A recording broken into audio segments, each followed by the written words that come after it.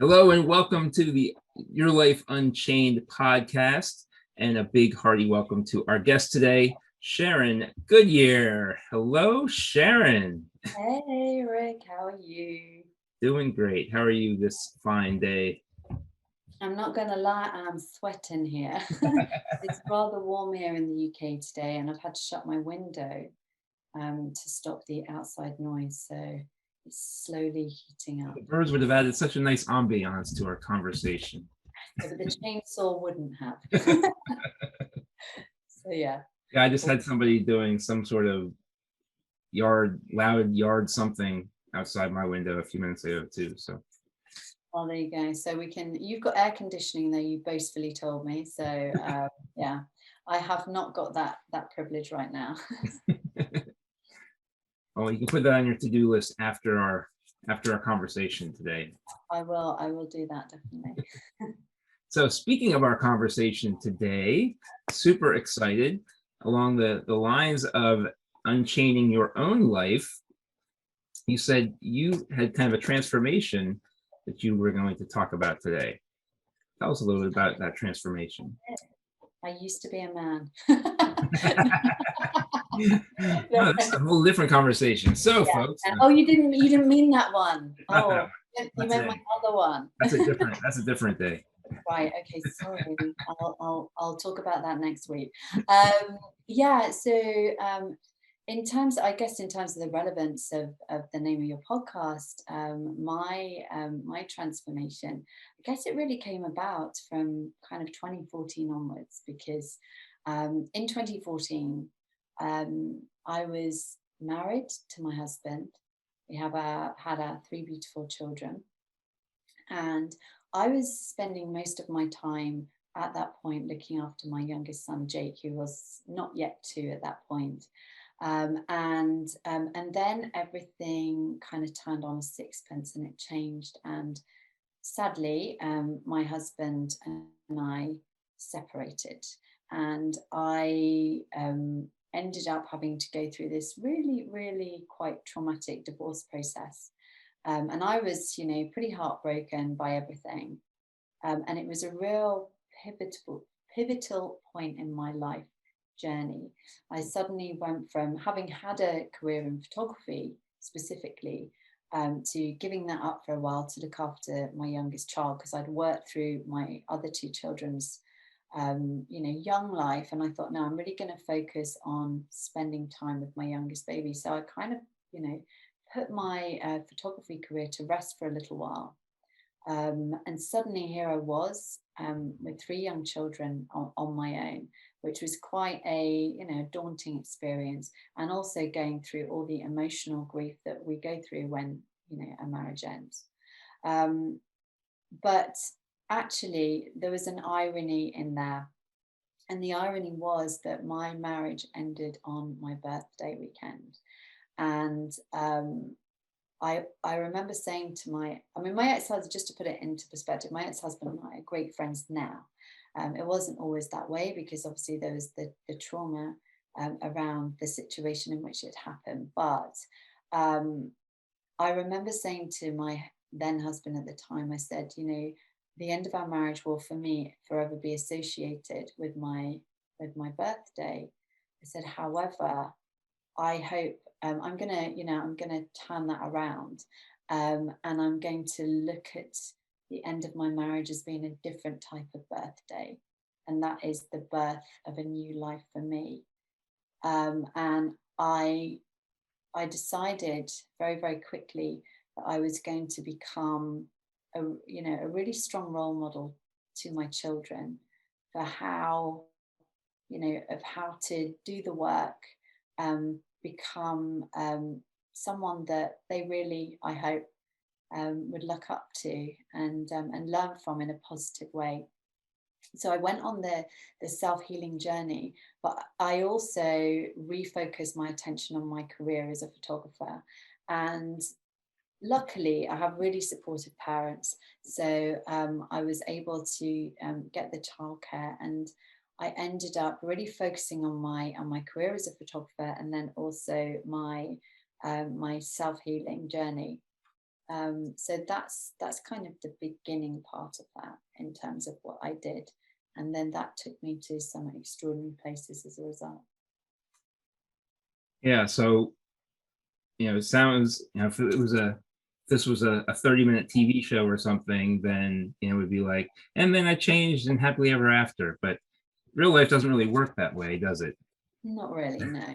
I mean, I like to say, oh yeah, we split up and it was all fine and groovy, and but it wasn't like that. And I think, but I do think that actually when we go through painful, really painful experiences in life, it's an opportunity for growth, because anything that feels uncomfortable is an opportunity for growth. And I use that word specifically, opportunity, because I think that it would have been very easy not to take the opportunity in the situation, instead focus on the grief and the pain and get locked into that state. And for a while, I think we naturally do as human beings. We kind of, we become immersed in our grief, but actually the opportunity is in the rise and what we can learn from our experiences. And what I learned about myself is that I have a lot of resilience and inner strength. And I also realized that life can change very, very quickly, and we never know what's going to happen. So to seize the day and to not let anything hold you back. And that is the approach that I have really had to life, that kind of tenacious approach to life since that experience. So you said you made the decision to become a powerful role model for your kids. But what did that look like in terms of how you started behaving, or how you started living your life after you made the decision? Um, Really, it came down to what was really, really important for me was that I wanted them to see that you can go through extraordinarily difficult situations, but there's always a way forward. And so I wanted, first of all, I did not want to use my children as weapons of war. I wanted them to continue to have a great relationship with their father. And I wanted to learn as much about myself and who I am, and what growth was needed within me, so that I could also kind of impart my values onto them in the way that I was bringing them up. So yeah, I would say those are the main things. And just also when it came to my work as well, I wanted to show them that actually, I can create, I can become like the phoenix out the ashes. And actually, just because everything's on the floor and it all looks like your whole life's burning down around you, actually that again is an opportunity to create something completely new. So that's what we did. And I created a new life. I started entering my photography work into competitions, and I started winning awards. I then got invited to go out to America twice in a row, to Las Vegas, to become a guest speaker at one of the world's biggest photography conventions. I got to travel internationally with my work as well. So I was flown out to New York to do a wedding in New York, and also in Portugal. And I went to Iceland 3 times and did pre-wedding shoots out there. This was with a new partner that I had at the time, who was also a photographer. So yeah, I was able to create like an existence for myself that was the polar opposite of the life that I'd had before. And actually, whilst it was really hard for me to let go of my husband because I loved him, I was also able to live a beautiful new life. So yeah, so I guess the lesson in there is that when you're in your darkest moments, knowing that, you can only find the light if you're looking for it. And you've gotta always be looking for the light in every situation. That's a powerful, powerful lesson right there. Yeah. And and it makes a lot of sense because I know a lot of people have struggled with that, and all of us, when we're in those moments of turmoil of whatever the situation, the dark situation is that we're dealing with, it always feels like we're never going to get out of it at the time as we're going through it.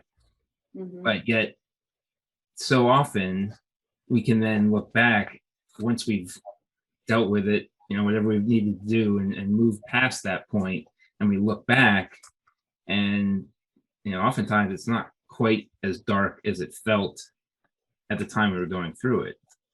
Yeah, I agree with you. Yeah. And I think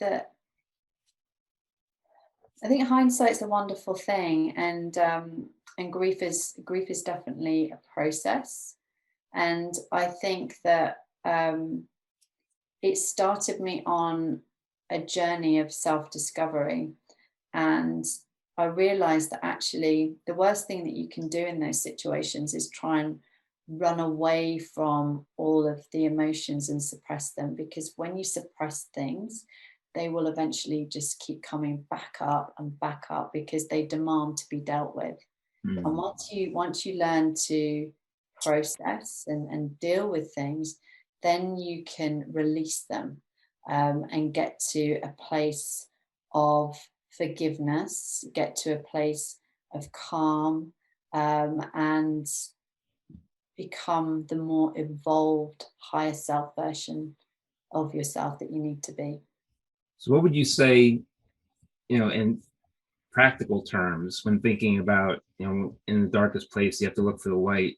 What would you say, in practical terms, is a way to search for that light, to look for that little glimmer of hope in all of the dark?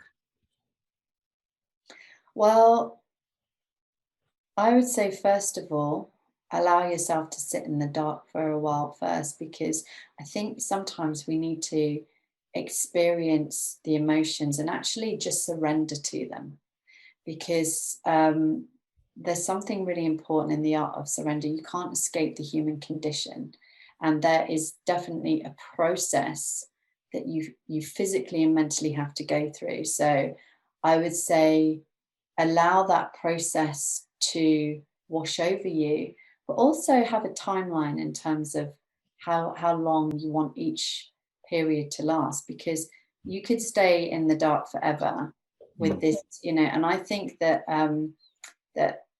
if we lose something that's really important to us, we can really focus on the loss, or we can focus on the way forward. And when people say that,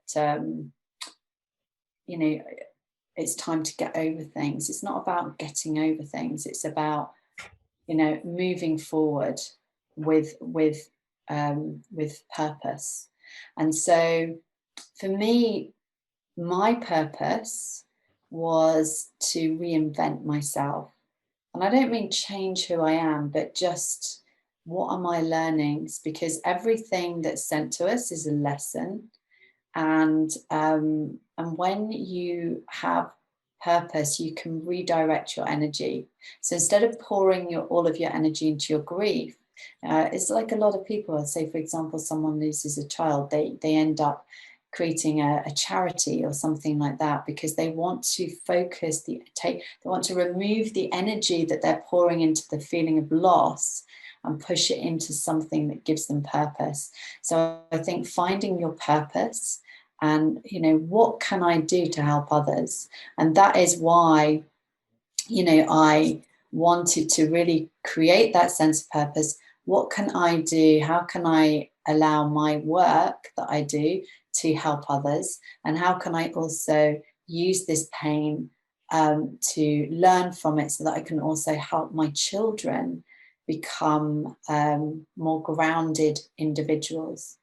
So that's what I did, and that's what I would say: find what your purpose is, and find out what's the, what's the point, what's the lesson in that situation. You said something really good. You said it's not about getting over the thing, or getting over whatever it was, whatever the darkness is, but instead to move forward with purpose. And I think that that's valid. I just want to unpack that a little bit more, Mm. because sometimes it's not like a hangnail where, okay, this is the heals up and you move on. Time does heal some of those wounds, but it doesn't take away the pain of something like a divorce, or the loss of a child, or the loss of a loved one. It doesn't take that away. No.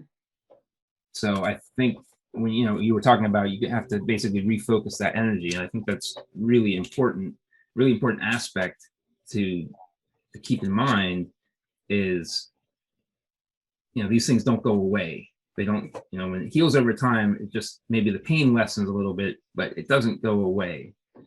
No.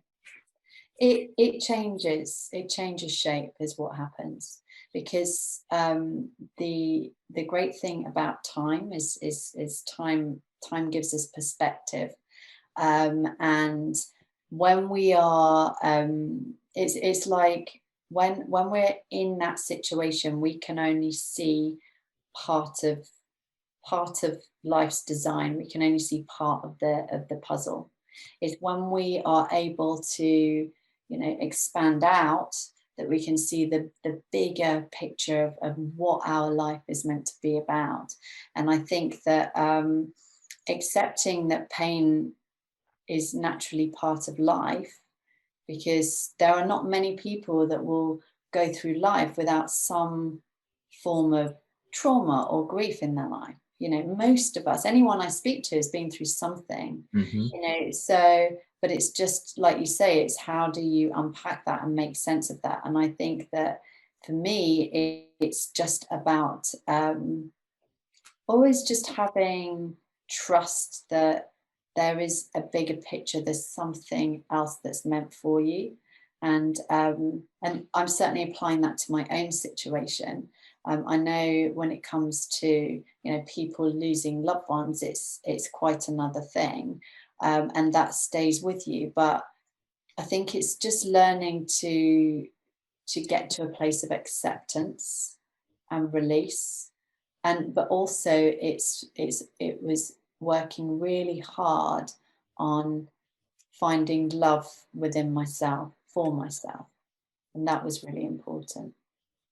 Yeah, and that makes a lot of sense too. 'Cause we have to love ourselves first in order to have love to give and love to share. 100%, yeah.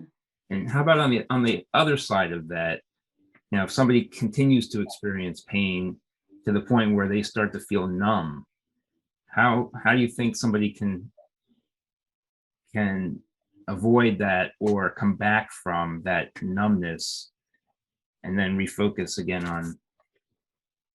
Well, I think if you get to a point where you are numb, you are and not allowing yourself to experience it. So that's going to bite you on the bum eventually, because when we go numb, all we're doing is we're shutting off that emotion because it's too painful to deal with, and that can serve us in some respects, because if we are trying to, we all have to get out of bed in the morning. At the end of the day, we have kids that we have to get to school. We have, you know, we have jobs, to do, and a roof to keep over our heads. So yeah, so sometimes compartmentalizing and putting it in a box and putting it away serves us in that moment. But when it depends how badly that's impacting the rest of our life, because I call it the shadow, and the shadow is the thing that lives inside of us, and it wants to be heard. It's the voice that wants to be heard. So by silencing the voice continuously, what you're actually doing is you're actually allowing it to grow in strength inside of you, and it's just going to keep coming up until eventually you're just going to have to listen to it. and that's when you can release it. But I would say if somebody is feeling numb to their experience, they're either not learning the lesson that they were meant to be taught, or they're not addressing their situation and releasing. So now here we are, it's 2021. Looking back on that transformation, because obviously initially that transformation was challenging. What are some of the key decisions, key actions that you took to get from where you were then to where you are now? I read a lot, or I listened to a lot of audiobooks. I got myself help. I don't necessarily mean that I went to a therapist. I did see someone for a few sessions. Didn't really help.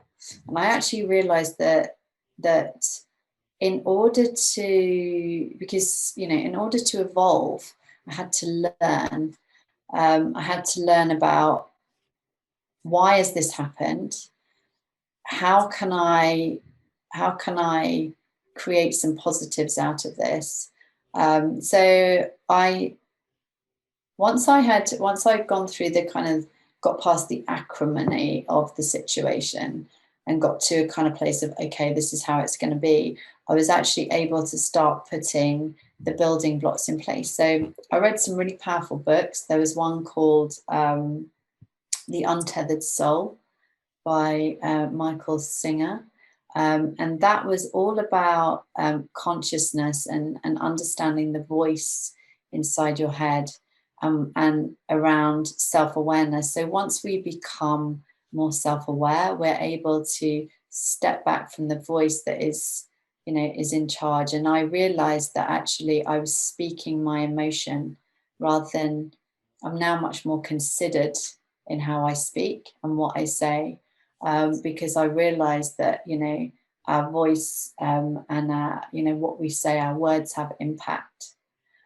So making sure that the words that were coming out my mouth were, that were not poisonous. And I heard a great line on Clubhouse the other day. I think it was Ryan said, it's like drinking poison and expecting the other person to die. And that just absolutely sums everything up. I think that when we vent, or when we're angry, or when we say things, the only person that we're really, really hurting ultimately is ourselves, because it's us that's experiencing all those unpleasant feelings. And why would you want to do that? So there's no real point to it. So I've worked on just releasing as quickly as I can on those situations. So can you pinpoint one big action that you took, maybe one big thing that took you out of your comfort zone that you did between then and now that really changed your course for the better?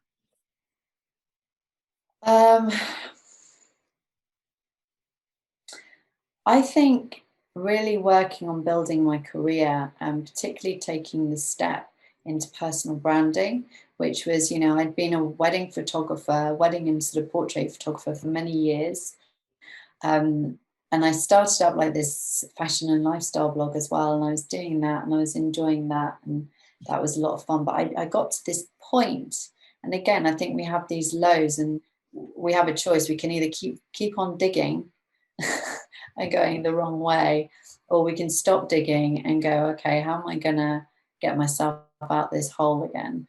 And I realized I came to this point where I thought I was doing a bit of photography and I was doing this blog, but I wasn't really going anywhere. And so a good friend and coach and mentor said to me, what you need to do is you need to write down all of the things that you're good at. What's your skill set? What do you want to do? What's your mission? And actually write those down and look at them and say, okay, how am I going to turn this into a business? So that was probably some of the most valuable career advice I've ever been given. So I did that. I made that decision. I wrote that down. And I thought, actually, I know what I want to do. I want to work with professionals.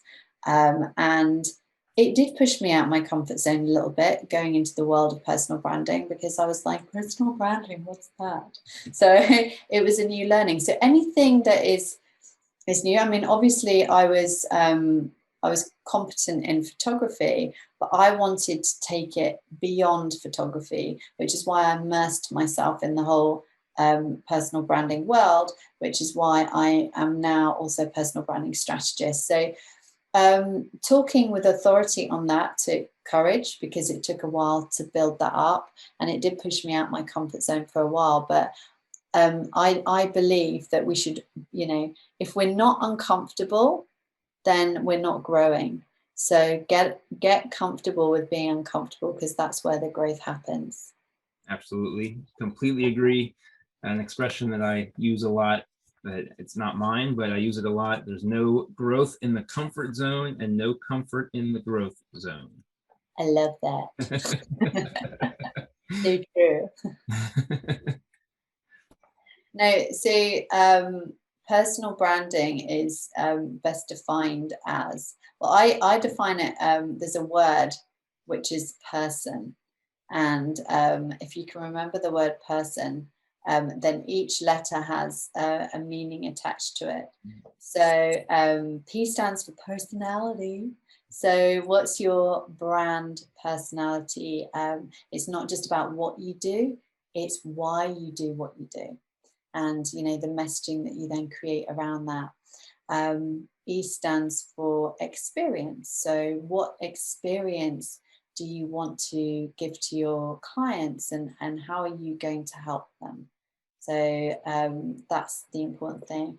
R stands for relevance. So how, that's about looking at your audience, so your clients, and how are they, what are their pain points, what are their struggles, and how is your brand relevant in terms of helping them?